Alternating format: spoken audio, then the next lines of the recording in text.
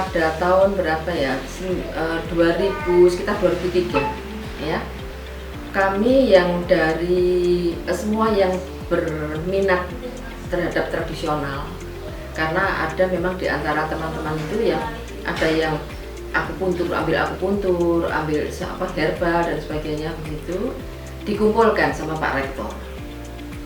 Pak Rektor menghendaki supaya kita di sisi konvensional kedokteran UNER itu kan memang sudah dikenal gitu ya. Nah, kebetulan Depkes waktu itu ya, Departemen Kesehatan itu mempunyai program bahwa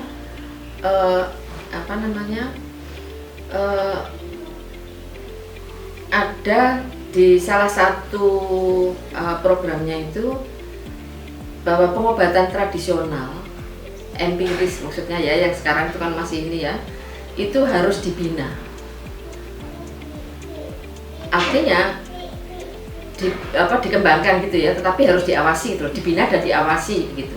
Nah Pak Rektor menghendaki, karena kita ini termasuk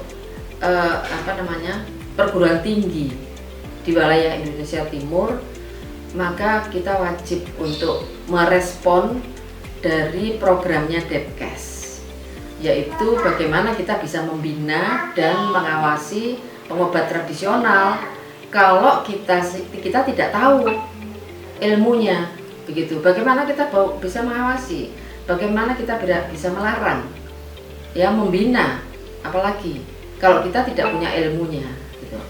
Jadi mohon teman-teman, Bapak Ibu, untuk bisa memikirkan ini. Kemudian dibentuklah panitia.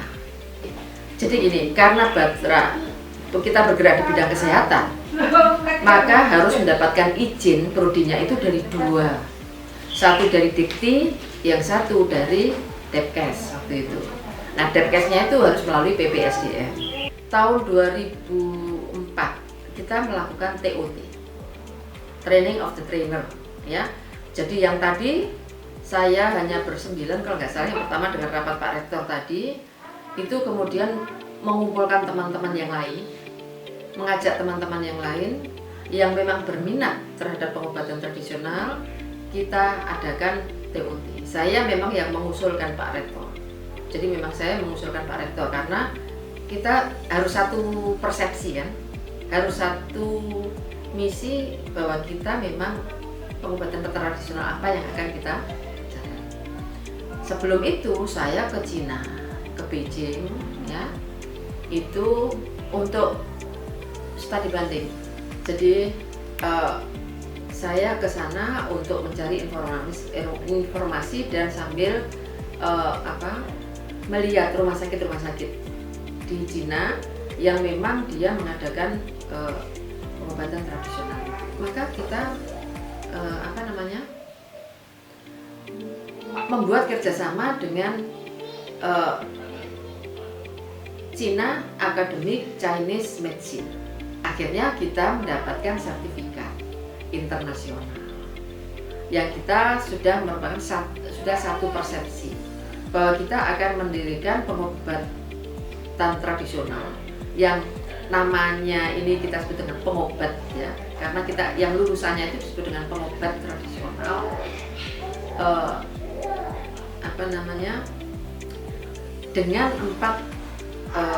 dengan empat tidak bisa kita dulu menyebut 4 kompetensi, tapi dengan 4 modalitas, yaitu akupuntur, herbal, pijat, dan nutrisi.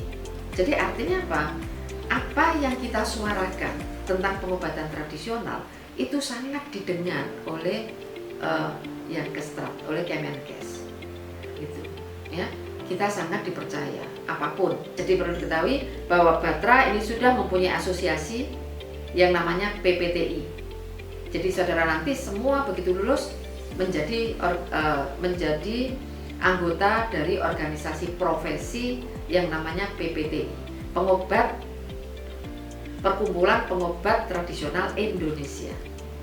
Ya, kemudian yang lain ada PPTII, Perkumpulan Pengobat Tradisional Interkontinental Indonesia. Artinya itu yang obat-obat asing, herbal asing dan sebagainya. Ya. Kemudian ada lagi PP Kestra Jamnas, itu yang jamu nasional. Jadi ada 3 organisasi profesi besar yang terkait dengan pengobatan tradisional. Dan nanti Kemenkes itu sudah berencana mendirikan, bahkan sekarang sudah ada, yaitu Gria Sehat, yang isinya nanti semuanya adalah dari dari tradisional, lulusan dari kesehatan tradisional, apapun namanya di situ, sampai dengan manajemennya. Sementara saudara juga bisa di puskesmas, artinya integrasi, bisa di rumah sakit integrasi, sehingga lapangan pekerjaan saudara itu sangat luas. Jangan khawatir soal lapangan pekerjaan, sangat luas.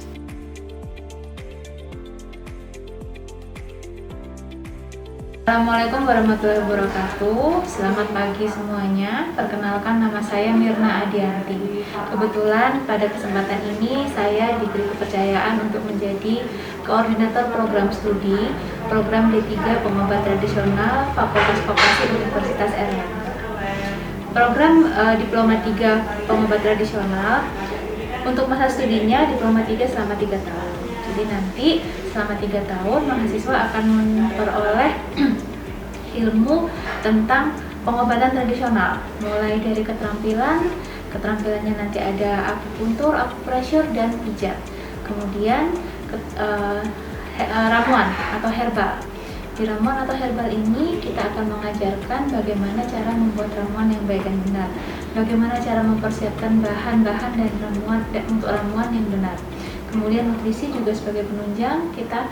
Jadi secara keseluruhan mahasiswa kami akan bisa melakukan terapi secara holistik.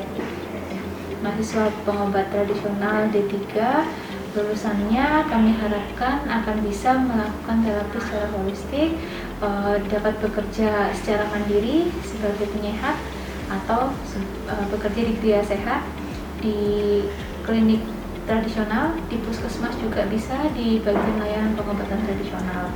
Jadi insya Allah setelah kalian lulus, keterampilan kalian sudah terasah dan pengetahuan kalian tentang ramuan juga bisa terasah. Jadi kami harapkan mahasiswa kami bisa langsung produktif setelah lulus dari pengobatan tradisional.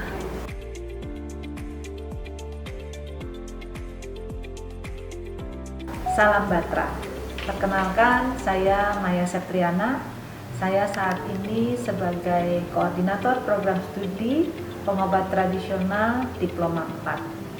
Nah, pada D4 Batra, singkatannya seperti itu, calon mahasiswa atau mahasiswa akan belajar selama 4 tahun.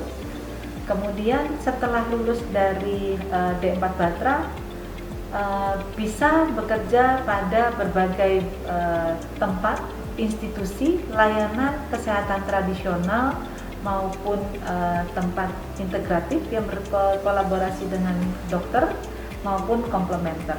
Jadi lulusan D4 mempunyai capaian pembelajaran itu adalah sebagai pengobat tradisional yang mempunyai kompetensi 4 bidang, diantaranya adalah akupuntur, herbal, pijat, dan nutrisi.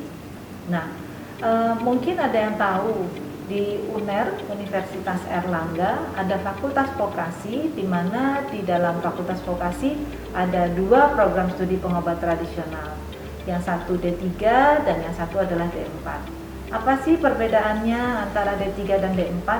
Nah, D3 Batra itu adalah sebagai pelaksana karena jenjang pendidikan yang 3 tahun ini pada level KKNI itu adalah level 5 sehingga dia lulusannya adalah sebagai pelaksana. Tetapi untuk D4 jenjang level KKNI 6 itu adalah sebagai penanggung jawab di suatu tempat layanan kesehatan. Dia bisa sebagai manajer atau supervisi.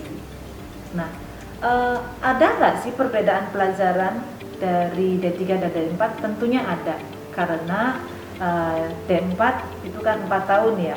Nah, D3 juga 3 tahun, sehingga ada perbedaan mata kuliah.